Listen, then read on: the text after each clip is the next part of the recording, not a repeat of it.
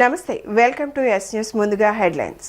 సమాజంలో సేవాభావంతో ముందుకు వచ్చేవారు చాలా అరుదని, అలాంటి వారిలో దివ్యాంగ సోదరుడు అడబాల రాజు బాలకృష్ణ మరియు వారి మిత్ర బృందం ప్రత్యేకంగా నిలుస్తుందని తెలిపిన సెంట్రల్ ఎమ్మెల్యే బోండా ఉమామహేశ్వరరావు. ఆంధ్రప్రదేశ్ ప్రభుత్వ ఉద్యోగులకు కూటమి సర్కార్ గుడ్ న్యూస్. ఉద్యోగుల పదవి విరమణ వయసు 60 నుంచి 62 సంవత్సరాలకు పెంపు. విజయవాడలోని ఇంద్రకీలాద్రిపై కొలువై ఉన్న శ్రీ కనకదుర్గమ్మ సన్నిధిలో జరుగుతున్న వసంత నవరాత్రి మహోత్సవాలు. ఆంధ్రప్రదేశ్ ప్రభుత్వ ఉద్యోగులకు కూటమి సర్కార్ గుడ్ న్యూస్ చెప్పింది. ప్రభుత్వ రంగ సంస్థలు, గురుకుల సొసైటీ పాఠశాలల ఉద్యోగుల పదవి విరమణ వయసును సవరిస్తూ నిర్ణయం తీసుకుంది. ఉద్యోగుల పదవి విరమణ వయసు 60 నుంచి 62 సంవత్సరాలకు పెంచుతూ గ్రూప్ ఆఫ్ మినిస్టర్స్ నిర్ణయం తీసుకున్నారు. దీనిపై సమావేశమైన మంత్రులు నారా లోకేష్, పయ్యావుల కేశవ్, నారాయణ సానుకూల నిర్ణయం తీసుకున్నారు. సమాజంలో సేవాభావంతో ముందుకు వచ్చేవారు చాలా అరుదని, అలాంటి వారిలో దివ్యాంగ సోదరుడు అడబాల రాజు బాలకృష్ణ మరియు వారి మిత్ర బృందం ప్రత్యేకంగా నిలుస్తున్నారని సెంట్రల్ ఎమ్మెల్యే బోండా ఉమా తెలిపారు. కేవలం 6,000 పెన్షన్తోనే సమాజానికి సేవ చేయాలనే తపనతో పనిచేస్తున్న అడబాల రాజు సేవాభావాన్ని ఆయన ప్రశంసించారు. 27వ డివిజన్ సామమూర్తి రోడ్లోని కర్మల్ భవన్ సమీపంలో ఏపీ రాఘవ లారెన్ దివ్యాంగుల ఆధ్వర్యంలో ఏర్పాటు చేసిన చలివేంద్రాన్ని ఎమ్మెల్యే బోండా ఉమామహేశ్వరరావు ప్రారంభించారు. ఈ సందర్భంగా ఆయన మాట్లాడుతూ అడబాల రాజు బాలకృష్ణ వారి మిత్ర బృందం ప్రతి సంవత్సరం స్వంత ఖర్చులతో ప్రజలకు ఉపయోగపడే సేవా కార్యక్రమాలు నిర్వహించడం ఆదర్శప్రాయమని కొనియాడారు. ముఖ్యంగా వృద్ధులు, కార్మికులు, ప్రయాణికులు ఈ సేవలను వినియోగించుకోవాలని సూచించారు. ప్రభుత్వం తరపున కూడా ప్రతి డివిజన్లో చలివేంద్రాలు ఏర్పాటు చేస్తున్నామని, ఎండల సమయంలో ప్రజలు జాగ్రత్తలు పాటిస్తూ ఆరోగ్యాన్ని కాపాడుకోవాలని సూచించారు. అలాగే సేవా కార్యక్రమాలు నిర్వహిస్తున్న అడబాల రాజు బృందాన్ని ప్రత్యేకంగా అభినందించారు. 27వ డివిజన్లో డివిజన్ పార్టీ అధ్యక్షుడు జయరాజు, ప్రధాన కార్యదర్శి సురేషు, అలాగే మహిళా నాయకురాలు రుక్మిణి, ఇన్ఛార్జి నవనీతు సాంబశివరావు, మన 28వ డివిజన్ కార్పొరేటరు వీరమాచినేని కిషోరు, వీళ్ళ ఆధ్వర్యంలో మా దివ్యాంగ సోదరుడు అడబాల రాజు బాలకృష్ణ వాళ్ళ మిత్రులు కలిపి తమ పెద్ద మనసు చాటుకొని ప్రజలకి చలివేంద్రం ఏర్పాటు చేశారు. ప్రతి సంవత్సరం కూడా వీళ్ళు సొంత డబ్బులతో ఈ కార్యక్రమం చేస్తూ ఉన్నారు. అభినందనీయం. ఎందుకంటే తాను దివ్యాంగుడైనా, తాను ఆటో తెరుకొని తను వచ్చే రెక్కల కష్టం మీద బతుకుతూ ఉన్నా ఈరోజు ప్రజలకు ఏదో మేలు చేయాలి, తనకొచ్చే పెన్షను 6,000 రూపాయలతో ఏదో ఒక సహాయం చేయాలని ముందుకు వచ్చినటువంటి మా సోదరుడు అడబాల రాజుని, వాళ్ళ మిత్ర బృందాన్ని అభినందిస్తూ ఉన్నా. ఈరోజు ఒక చలివేంద్రాన్ని మంచి సెంటర్లో ఇక్కడ ఏర్పాటు చేశారు. చలివేంద్రంలో మరి మజ్జిగ కూడా ఇక్కడ ఏర్పాటు చేశారు. మా డివిజన్ పార్టీ నాయకులు, సోదరుడు రాజు, బాలకృష్ణ వీళ్ళందరూ ఏర్పాటు చేసిన చలివేంద్రం ప్రజలకి ఎంతో ఉపయోగంగా ఉంటుంది. అందరూ కూడా దీన్ని సద్వినియోగం ఉపయోగించుకోమని కోరుతా ఉన్నా. ప్రభుత్వ పరంగా ప్రతి డివిజన్లో కూడా చలివేంద్రాలు ఏర్పాటు చేస్తాం. అన్ని డివిజన్లో కూడా చలివేంద్రాలు ఏర్పాటు చేస్తాం. అలాగే ఇలాంటి స్వచ్ఛంద సంస్థలు, లయన్స్ క్లబ్లు, వాసవి క్లబ్లు, రోటరీ క్లబ్లు వాళ్ళు ఏర్పాటు చేశారు. ఇలాగా ఎవరైతే సొంతగా మరి వాళ్ళు ఇంట్రెస్ట్ చూపించి వాళ్ళు చేస్తారు. అంటే ఈ ఎండాకాలం ప్రజల్ని కాపాడుకోవటమే లక్ష్యంగా, ఎండల బారిన పడకుండా కాపాడుకోవటమే లక్ష్యంగా ముందుకెళ్తా ఉన్నాం. ప్రభుత్వ పరంగా అన్నీ సిద్ధం చేసాం. ప్రజలకు కూడా విజ్ఞప్తి చేస్తూ ఉన్నాం. ఎండలు ఎక్కువగా ఉన్న సమయంలో తప్పని పరిస్థితులు అయితే తప్పితే బయటికి రావద్దని కోరుతా ఉన్నాం. మరొకసారి మా దివ్యాంగ సోదరుడు రాజుని, బాలకృష్ణని వాళ్ళ మిత్ర బృందాన్ని అభినందిస్తాం. ఇంద్రకీలాద్రిపై వెలిసిన శ్రీ కనకదుర్గమ్మ ఆలయంలో అన్నదాన పథకం భక్తుల ప్రశంసలు అందుకుంటోంది. ప్రతిరోజు వేలాది మందికి రుచికరంగా, శుభ్రంగా భోజనం అందిస్తున్నారు. అన్నదాన నాణ్యతపై ఈవో యాజమాన్యం నిత్యం సమీక్ష నిర్వహిస్తూ భక్తులకు మెరుగైన సేవలు అందిస్తున్నారు. విజయవాడలోని ఇంద్రకీలాద్రిపై కొలువై ఉన్న శ్రీ కనకదుర్గమ్మ సన్నిధిలో జరుగుతున్న వసంత నవరాత్రి మహోత్సవాలు 4వ రోజు అత్యంత వైభవంగా జరిగాయి. పుష్పాల సోయగంతో అమ్మవారి ఆలయం ఆధ్యాత్మిక కాంతులతో తళుక్కుమంది. వసంత నవరాత్రి ఉత్సవాలలో 4వ రోజు భాగంగా అమ్మవారికి మందార పుష్పాలు, ఎర్ర కలువలు, చామంతి పూలతో పుష్పార్చన నిర్వహించారు. విజయవాడలోని ఇంద్రకీలాద్రిపై కొలువై ఉన్న శ్రీ కనకదుర్గమ్మ సన్నిధిలో జరుగుతున్న వసంత నవరాత్రి మహోత్సవాలలో భాగంగా 4వ రోజు మందార పుష్పాలు, ఎర్ర కలువలు, చామంతి పుష్పాలతో దుర్గమ్మకు 1,00,000 పుష్పార్చన నిర్వహించారు. వివిధ వర్ణాల పుష్పాలతో అమ్మవారి దివ్య మంగళ స్వరూపం మరింత శోభాయమానంగా దర్శనమిచ్చింది. ఆలయ ప్రాంగణమంతా వేద మంత్రాలు, మంగళ వాయిద్యాల నాదాలతో భక్తి వాతావరణం నెలకొంది. పుష్పాలంకరణ వేడుకల సందర్భంగా ఇంద్రకీలాద్రి భక్తులతో కిక్కిరిసిపోయింది. వేద పండితుల మంత్రోచ్చారణలు, మంగళ వాయిద్యాల నడుమ పుష్పార్చన కన్నుల పండువగా సాగింది. ఈ పుష్పార్చనలో పాల్గొనడం ద్వారా మనశ్శాంతి, ఐశ్వర్యం, అమ్మవారి అనుగ్రహం లభిస్తుందని భక్తుల విశ్వాసం. ముఖ్యంగా చామంతి, గులాబీ వంటి పవిత్ర పుష్పాలతో చేసే అలంకరణ అమ్మవారికి ప్రీతి పాత్రమైనదిగా భావిస్తున్నారు. రాష్ట్రంలో తీసుకున్న పటిష్టమైన చర్యల ఫలితంగా ఆంధ్ర, ఒరిస్సా సరిహద్దుల్లో గంజాయి, ఇతర మాదక ద్రవ్యాలను చాలా వరకు నివారించగలిగామని ఈగల్ ఐజీ ఏ రవికృష్ణ తెలిపారు. రాష్ట్రంలో గంజాయి ఎవరు వినియోగించినా, రవాణా చేసినా, విక్రయించినా 20 ఏళ్ల వరకు శిక్ష పడే అవకాశం ఉందని రాష్ట్రంలోని కళాశాల, యూనివర్సిటీ, పాఠశాలల్లోని విద్యార్థులకు అవగాహన కలిగించడం జరిగిందని పేర్కొన్నారు. రాష్ట్రంలో వివిధ రంగాలలో ప్రాముఖ్యతను కలిగిన వారిని గుర్తించి ఎఫ్టీపీసీ ఇండియా వారు అవార్డులు అభినందించడం మంచి శుభపరిణామమన్నారు. విజయవాడ సమీపంలోని విజయవాడ క్లబ్లో ఎఫ్టీపీసీ ఇండియా 2026 అవార్డ్స్ కార్యక్రమానికి ముఖ్య అతిథిగా ఈగల్ ఐజీ రవికృష్ణ హాజరయ్యారు. ఈ సందర్భంగా రాష్ట్రంలోనే కాకుండా వివిధ రాష్ట్రాలలో సేవా కార్యక్రమాలు చేస్తున్న ప్రముఖులను గుర్తించి అవార్డ్స్ అందించారు. ఆంధ్రప్రదేశ్లో మీడియా రంగంలో ప్రజలకు సి ఛానల్ ప్రసారాల ద్వారా కేబుల్ వినియోగదారులకు నిరంతరం సమాచారం అందిస్తున్న ఛానల్ ఎండి టీవీ రమేష్ బాబుకి అవార్డు అందించడం జరిగింది. ఈ సందర్భంగా ఈగల్ ఐజీ రవికృష్ణ మాట్లాడుతూ గత కొన్ని సంవత్సరాల నుండి దేశంలోని వివిధ రాష్ట్రాలలో ప్రముఖులను గుర్తించి ఎఫ్టీబీసీ ఇండియా వారు అవార్డులు ఇచ్చి వారిని ప్రోత్సహిస్తున్నారని చెప్పారు. రాష్ట్ర వ్యాప్తంగా అనేక విద్యా సంస్థల్లో లక్షలాది మంది విద్యార్థులను కలిశామని చెప్పారు. ఎఫ్టీపీసీ అధ్యక్షులు చైతన్య మాట్లాడుతూ దేశంలోని అనేక రాష్ట్రాలలో ప్రముఖుల యొక్క సేవలను గుర్తించి వారిని ప్రోత్సహించే విధంగా అవార్డులు అందిస్తున్నామని చెప్పారు. రాష్ట్ర ముఖ్యమంత్రి చంద్రబాబు నాయుడు రాష్ట్ర అభివృద్ధికి, అమరావతి అభివృద్ధికి ప్రత్యేకంగా చర్యలు తీసుకుంటున్నారని, చంద్రబాబు నాయుడు స్ఫూర్తితో ముందుకు వెళ్తున్నామని చెప్పారు.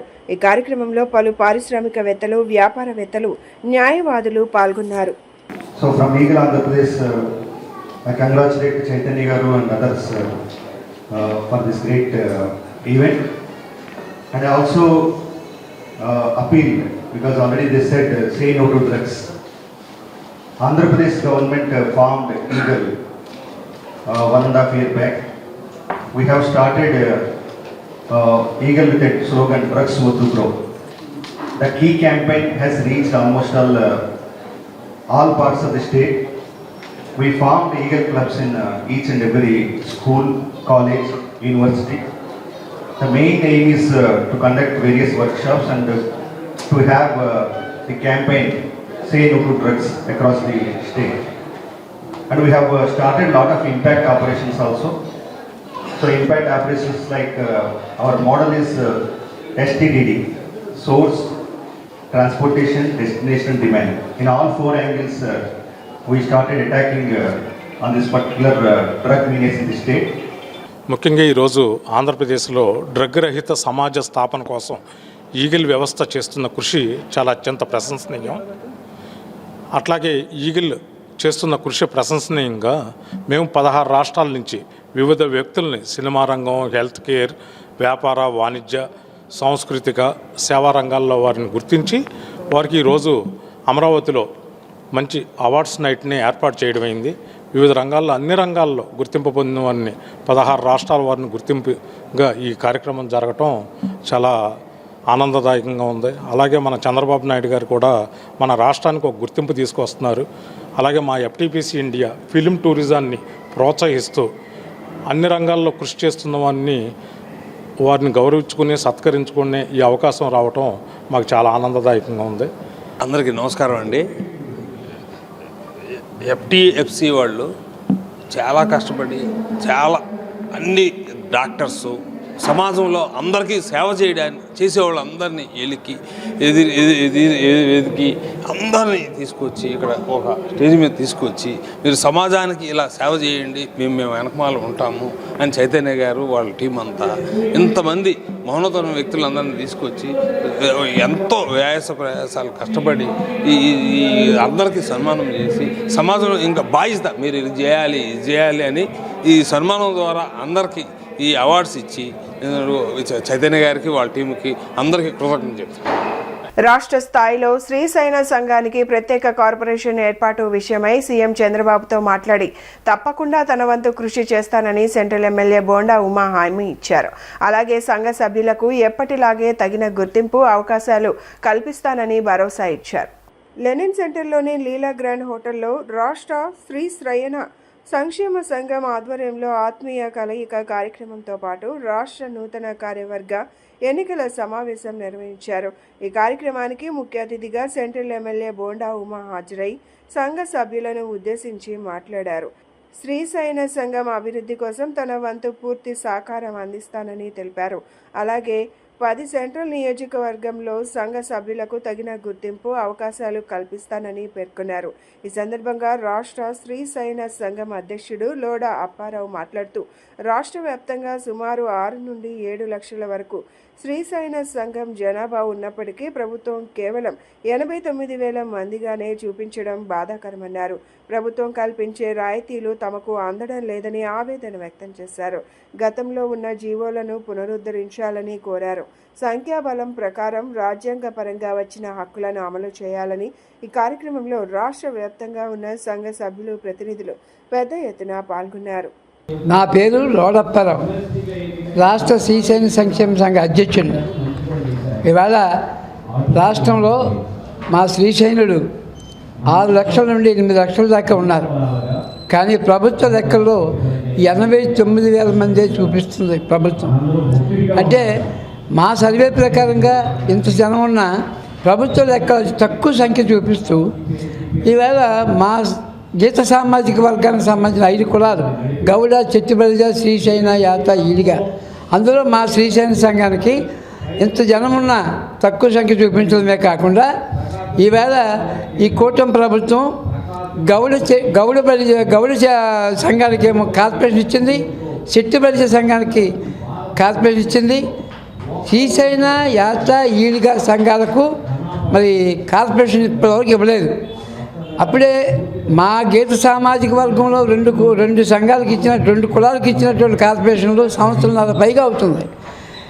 ఇంత టైం అయినా మాకు ఇంకా అనౌన్స్ చేయకపోవడం చాలా శోచనీయం. శ్రీశైన సెగిడి అన్నటువంటి కులము బాగా ఈ రాష్ట్రంలో వెనుకబడి ఉన్నది.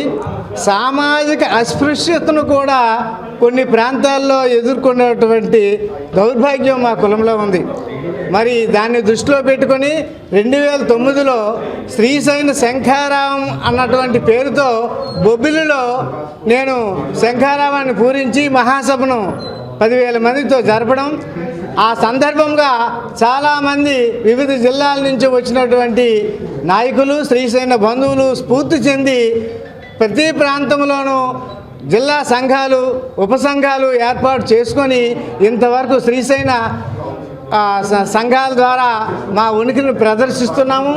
అయినప్పటికీ మాకున్నటువంటి పెద్ద సమస్య ఏమిటంటే ప్రభుత్వం దృష్టిలో మా జనాభా 89 మాత్రమే సూచిస్తున్నారు. కానీ శ్రీకాకుళం మొదలుకొని గుంటూరు వరకు లెక్క వేస్తే 4.5 లక్షల నుంచి 5 లక్షల జనాభా కలిగి ఉన్నాం. సిపిఐ జాతీయ కార్యవర్గ సభ్యుడు నారాయణ కీలక వ్యాఖ్యలు చేశారు. అమెరికా అధ్యక్షుడు డొనాల్డ్ ట్రంప్ ఆయిల్ సంపద కోసం యుద్ధాలు చేస్తున్నాడని, దాని ప్రభావంతో భారత ప్రజలు నష్టపోతున్నారన్నారు. ప్రధాని నరేంద్ర మోదీని నారా చంద్రబాబు నాయుడు ప్రశ్నించాలని డిమాండ్ చేశారు. ఈ నెల 29న హైదరాబాద్లో నోవార్ నిరసన చేపడతామని తెలిపారు. తిరుమల వ్యవహారంపై విమర్శలు చేస్తూ పొట్టి శ్రీరాములు విగ్రహం ఏర్పాటు ఆలస్యమైందన్నారు. అలాగే గరికపాటి నరసింహారావు వ్యాఖ్యలను ఖండించారు. ఇక వైఎస్ రాజశేఖర్ రెడ్డి కుటుంబ వివాదంపై స్పందిస్తూ కుటుంబ వ్యవహారాలను రాజకీయాల్లోకి తేవడం సరైంది కాదన్నారు.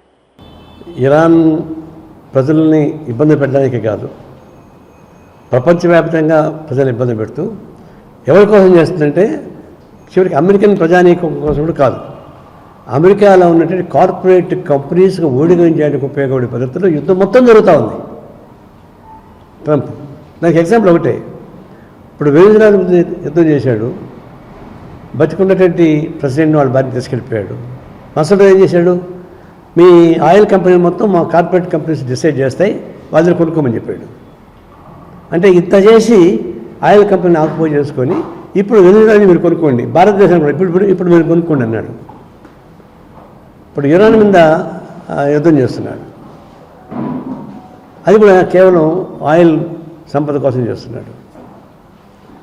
ఇప్పుడు ఇరాన్ దిగ్బంధం చేసింది, ఆ దిగ్బంధం విడుదల చేయమని చెప్పేసి దానికోసం భారతదేశానికి అటు రష్యాకి వీటికన్నిటి రాయితీలు ఇచ్చి మీరు ఆయిల్ కొనుక్కోండి అని చెప్తున్నాడు. అంటే వీరంతా కలిసి ఒత్తిడి చేసి ఇరాన్ని దిగ్బంధం చేయించి మమ్మల్ని కాపాడని చెప్పడానికి ఉపయోగపడతాడు. ఇవన్నీ కూడా మన ఆయిల్ వ్యాపారం కోసమే.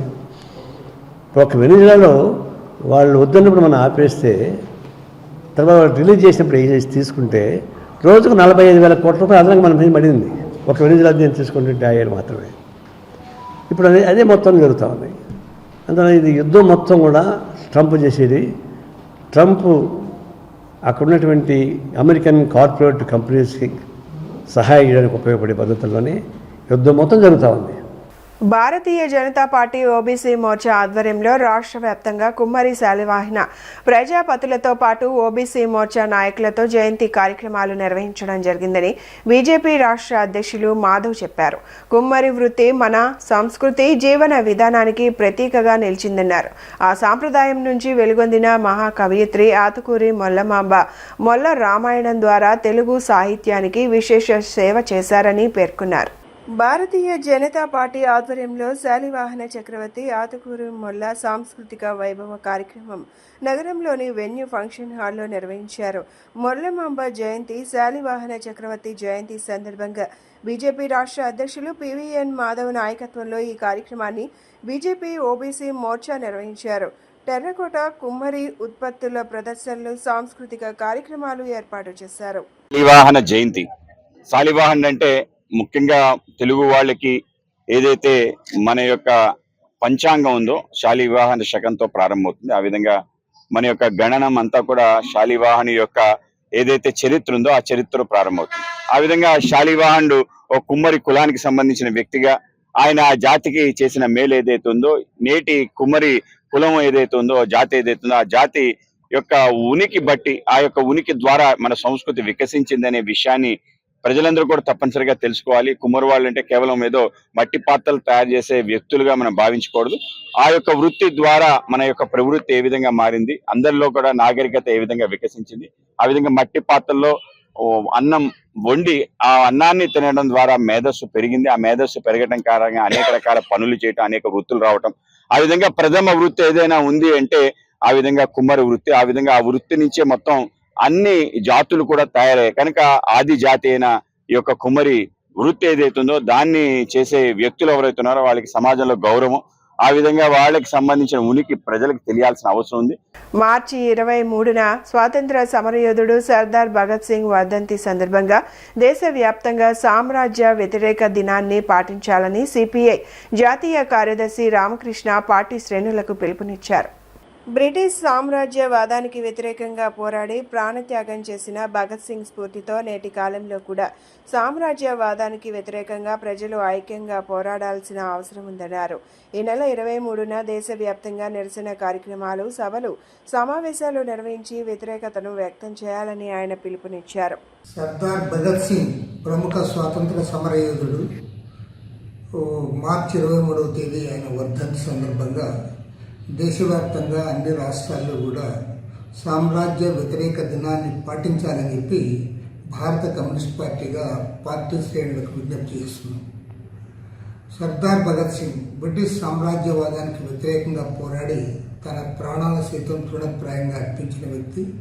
ఆ మహనీయుని స్ఫూర్తితో దేశవ్యాప్తంగా ఇవాళ సామ్రాజ్యవాదానికి వ్యతిరేకంగా పోరాడాల్సిన బాధ్యత ప్రతి ఒక్కరిపైన ఉంది. అందరూ కూడా కలిసి రావాలని విజ్ఞప్తి చేస్తాము. ఇవాళ ప్రపంచంలో చూస్తూ ఉన్నాం, ప్రపంచవ్యాప్తంగా అమెరికన్ సామ్రాజ్యవాదులు, ప్రత్యేకించి డొనాల్డ్ ట్రంప్ రెండవసారి అధికారంలోకి వచ్చిన తర్వాత ఇవాళ ప్రపంచాన్ని బెదిరిస్తూ ఉన్నాడు. ఒక దేశం పైన దాడి చేసి ఆ దేశ అధ్యక్షుడిని, ఆయన భార్యను కూడా నిర్బంధించి, వెనజులా అధ్యక్షుడిని, ఆయన భార్యను తన దేశానికి తెచ్చుకుని అమెరికన్ చట్టాల ప్రకారం వారిపైన విచారణ జరిపిస్తామని చెప్పి వారి జైలులో వచ్చారు. అదేవిధంగా గత 24 రోజులుగా అమెరికా, ఇజ్రాయెల్ 2 దేశాలు కూడా పెద్ద ఎత్తున ఇరాన్ పైన బాంబుల వర్షం కురిపిస్తూ ఉన్నారు. పెద్ద ఎత్తున యుద్ధాన్ని ప్రారంభించారు. అందరిని కూడా బెదిరించే స్థాయికి వచ్చారు. ఇవాళ ప్రపంచం అంతా కూడా గగ్గోలు పెడతా ఉంది. ఈవెన్ అమెరికన్ పౌరులు కూడా 38% మంది మాత్రమే యుద్ధానికి మద్దతుగా ఉన్నారు. మెజార్టీ 62% మంది ప్రజలు ఈ యుద్ధాన్ని వ్యతిరేకిస్తూ ఉన్నారని చెప్పి కూడా సర్వేలో తేలింది. అయినా సరే ఆయన యుద్ధాన్ని కొనసాగిస్తూ ఉన్నారు. బులెటిన్ ముగించే ముందు హెడ్లైన్స్ మరొకసారి. సమాజంలో సేవాభావంతో ముందుకు వచ్చేవారు చాలా అరుదని, అలాంటి వారిలో దివ్యాంగ సోదరుడు అడబాల రాజు బాలకృష్ణ మరియు వారి మిత్ర బృందం ప్రత్యేకంగా నిలుస్తుందని తెలిపిన సెంట్రల్ ఎమ్మెల్యే బోండా ఉమామహేశ్వరరావు. ఆంధ్రప్రదేశ్ ప్రభుత్వ ఉద్యోగులకు కూటమి సర్కార్ గుడ్ న్యూస్. ఉద్యోగుల పదవి విరమణ వయసు 60 నుంచి 62 సంవత్సరాలకు పెంపు. విజయవాడలోని ఇంద్రకీలాద్రిపై కొలువై ఉన్న శ్రీ కనకదుర్గమ్మ సన్నిధిలో జరుగుతున్న వసంత నవరాత్రి మహోత్సవాలు. ఇవి ఈనాటి bulletin updates. Keep watching yes news.